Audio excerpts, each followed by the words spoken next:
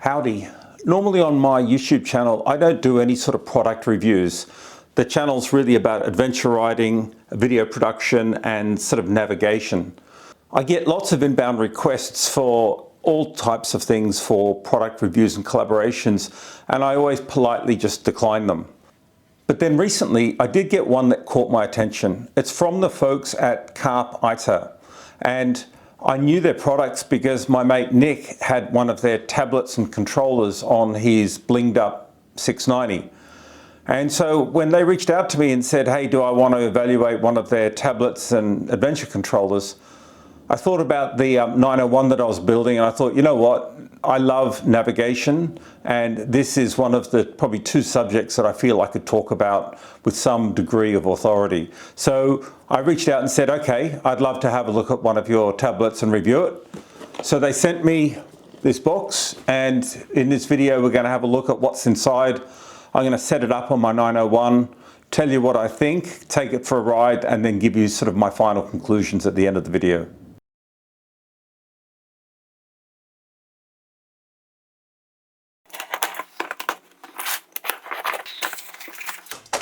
Okay, so we've got, looks like a brochureware. We've got, looks like some sort of mounting bracket.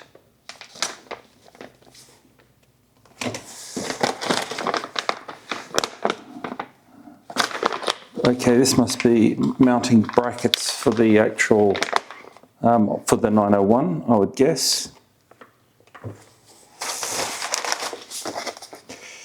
Strong magnets, read before installation. One Bluetooth remote controller for Android, 8 and up. This must be the tablet and the electronics.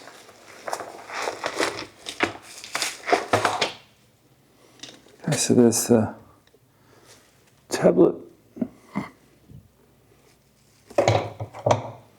Handle with care, LCD protective glass inside. Okay, so glass cover.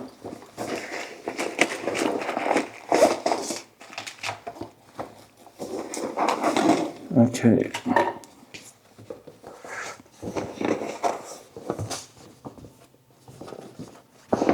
Okay, so that's it. Okay, so that's the cabling. Looks like some charging stuff, miscellaneous brackets.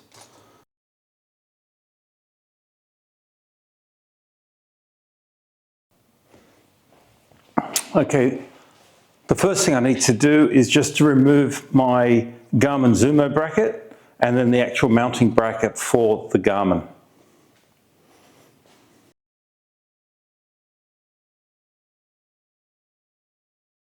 Now that bracket's off, it's just a case of disconnecting the wiring.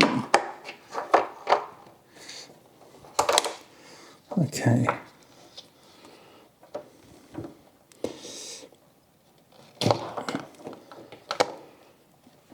Okay, and that's it. The Garmin installation is now removed, and I guess I'm ready for the mounting of the Carpe Iter. Okay, so taking a look at this tablet holder, it's a pretty robust device. I see. Okay, so. Okay, it's pretty easy to get in and out. Okay, so this is the GPS holder, which has got to get installed on. And I'm guessing the tablet mounts onto here. Okay, I've put the bracket on loosely just so I can see if it fits.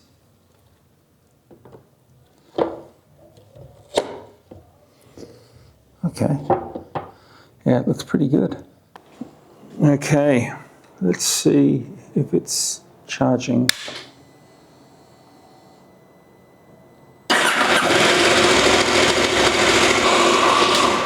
A success. It's good. Charges. Looks pretty good. I'll take it off now. I saved you all the trauma of doing an install video because that would be like watching a fourth grader with a set of tools. But basically, here's the install. So right here is the Adventure controller. You can see it's got a joystick plus 3 buttons. So this is kind of like a home button, and then it's a zoom in and zoom out. And each of these buttons has 2 functions, so they can actually, you know, home you or go back to the sort of main screen, etc.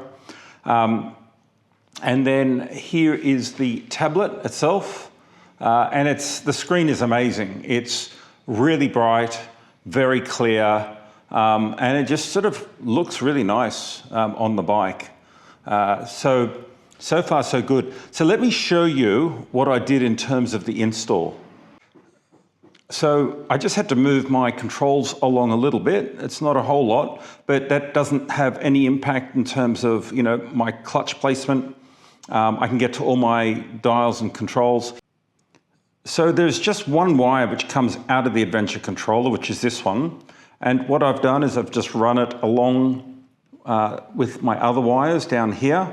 And if I turn this across, the wires come down here, and then I just sort of pushed it into the little slot which goes up into my tower here. And then I had to take the headlight off, and then at the back of here, just there, you can actually see that's where the GPS controller connects in. So I just basically connected up the 12 volt for the Bluetooth controller together with the GPS, and they're connected in just behind here. So you can see that there's 2 cables here that come out of the GPS hole. One of them is power, which goes to here, and this is a second power cable. And I kind of like this. So you don't have to plug this in, but this is, I think they call it an M8, which is like a military grade charging cable. So it actually charges from here, from this, but it also has pins in the back of the cradle so that if you're taking it in and out or the weather's not too bad, you don't need to put this in. But if you're riding in tough conditions, dirt, mud, etc., this will give you really reliable charging. And I know with my Garmin, for example, the charging pins in the back have flaked out when they've gotten dirty. So installation, it looks great. You know, I'm really, really happy with how the tablet fits, looks on my bike, and operates.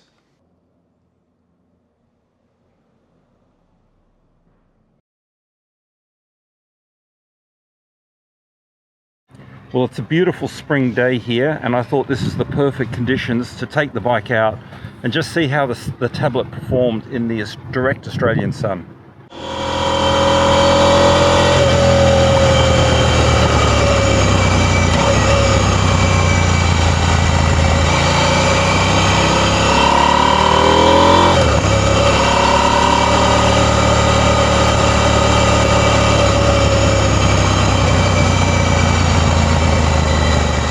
Okay, so let's have a look and just see how this map and controller work.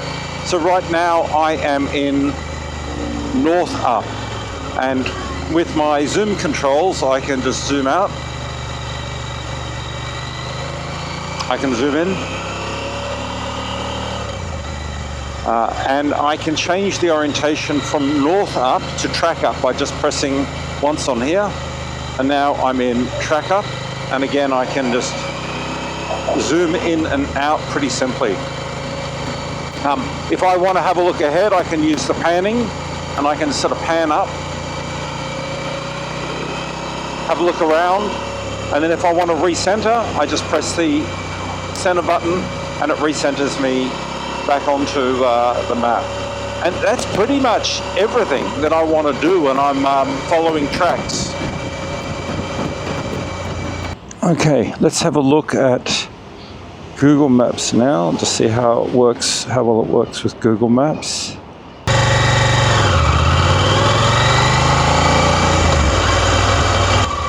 So just looking at the functionality, I got my zoom, so I can zoom in, I can zoom out.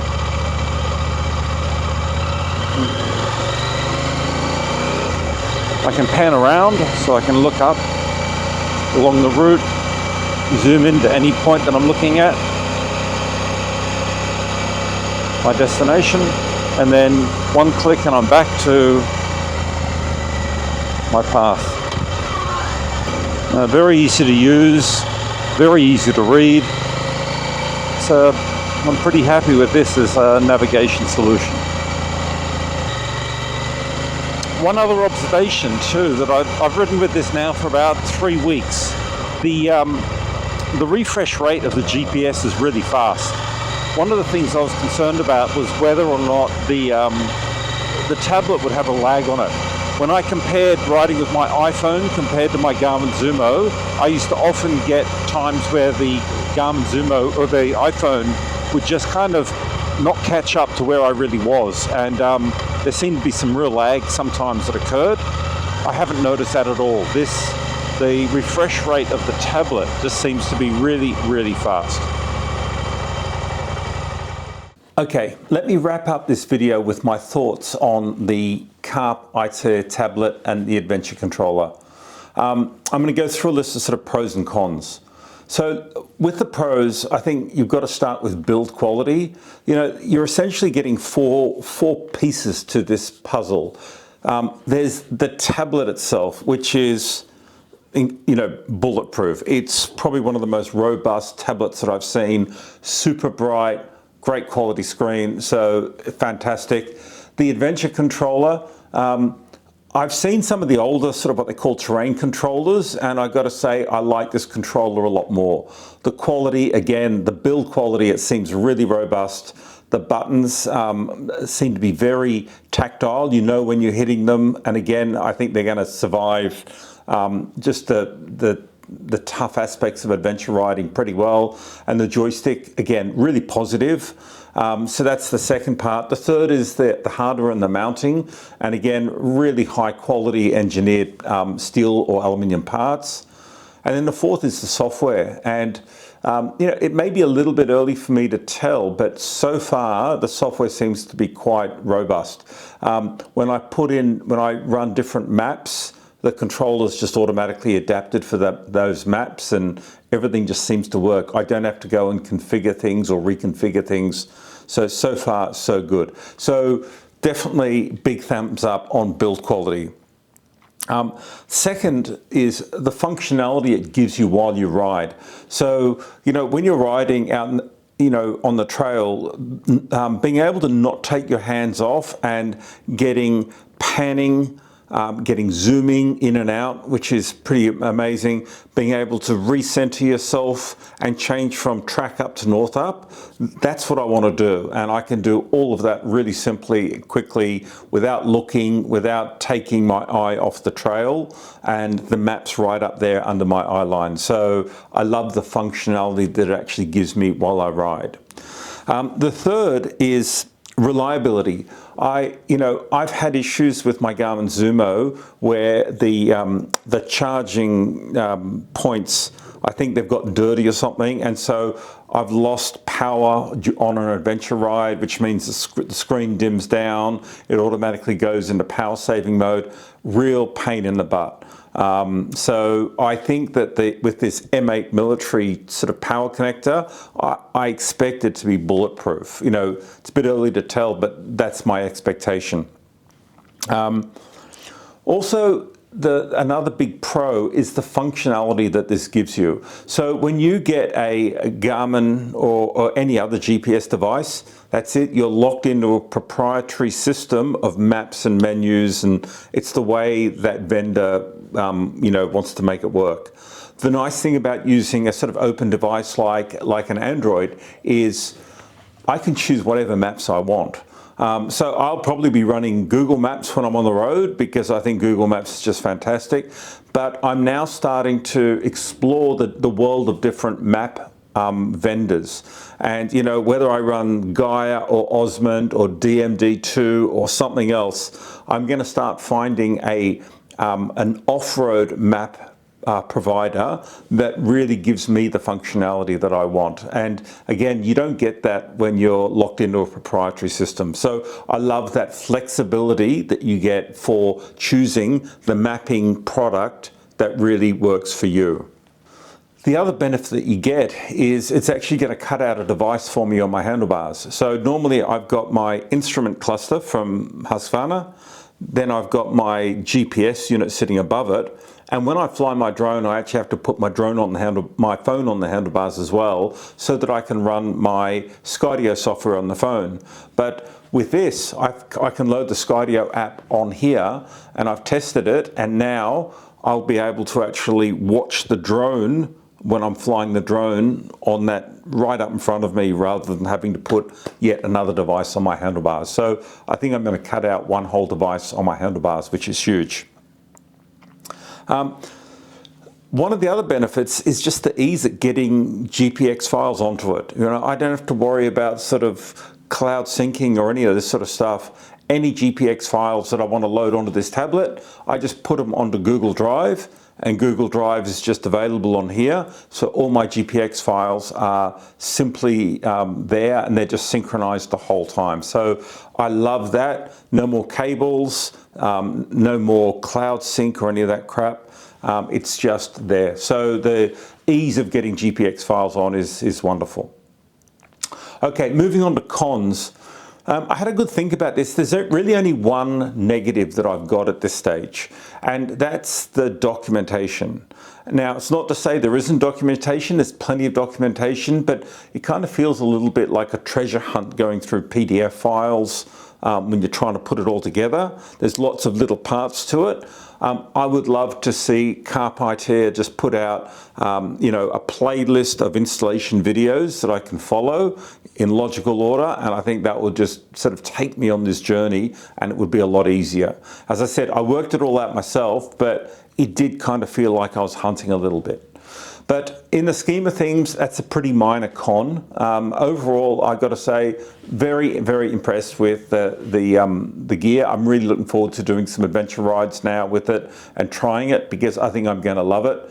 And I'll report back on how it is, you know, over a couple of good adventure rides. But very happy. Thank you, Carpe Iter, for the tablet, and looking forward to sort of really putting it through its paces for good.